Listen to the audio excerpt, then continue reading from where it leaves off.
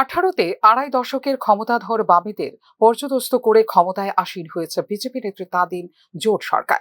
সেই সরকার প্রথম 5 বছর পূর্ণ করে পুনরায় আবার ক্ষমতায় আসীন হয় 2023 সালে। দ্বিতীয়বারের মতো ক্ষমতায় আসা এই সরকারের দ্বিতীয় বর্ষপূর্তি অনুষ্ঠান শনিবার সরকারিভাবে আয়োজিত হয় রবীন্দ্র শতবার্ষিকী ভবনে।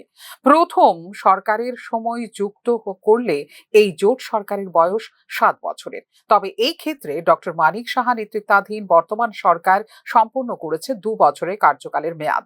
2023 সালের 8 মার্চ মুখ্যমন্ত্রী হিসেবে শপথ গ্রহণ করেছিলেন ডাক্তার মানিক সাহা। সরকারের দ্বিতীয় বর্ষপূর্তি উপলক্ষে বিবেকানন্দ ময়দানে সমাবেশের ডাক দিয়েছে বিজেপি। রবিবারের এই সমাবেশকে সফল করে তুলতে গত সপ্তাহ কাল সময় ধরে প্রস্তুতি নিয়েছে বিজেপি ত্রিপুরা প্রদেশ নেতৃত্ব।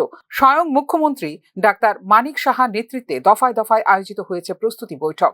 এক্ষেত্রে মণ্ডল ভিত্তিক লোক জমায়েতের টার্গেট দেওয়া হয়েছে সংশ্লিষ্ট নেতৃত্বদের। এ যাবৎকালের মধ্যে সবচেয়ে বৃহৎ জনসমাবেশের আয়োজন করতে চলেছে বিজেপি বলে দাবি করছেন দলের প্রদেশ নেতৃত্ব। সমাবেশে উপস্থিত থাকবেন দলের সর্বভারতীয় সভাপতি জেপি নাড্ডা। বেলা 11:30 থেকে জনসমাবেশ শুরু হবে স্বামী বিবেকানন্দ ময়দানে বলে জানিয়েছে বিজেপি প্রদেশ নেতৃত্ব। গত 2 বছরে দ্বিতীয় বিজেপি নেতৃত্বাধীন সরকারের সাফল্যের তালিকা জনসম্মুখে উপস্থাপন করা হবে এই সমাবেশে। ডাক্তার মানিক সাহা নেতৃত্বাধীন বিজেপি জোট সরকারের সময়ে রাজ্যে মোট 6টি জাতীয় সড়কের নির্মাণ কাজের পাশাপাশি রেল এবং বিমান যোগাযোগের বিশেষ উন্নয়ন হয়েছে বলে মনে করছেন তথ্যবিজ্ঞরা।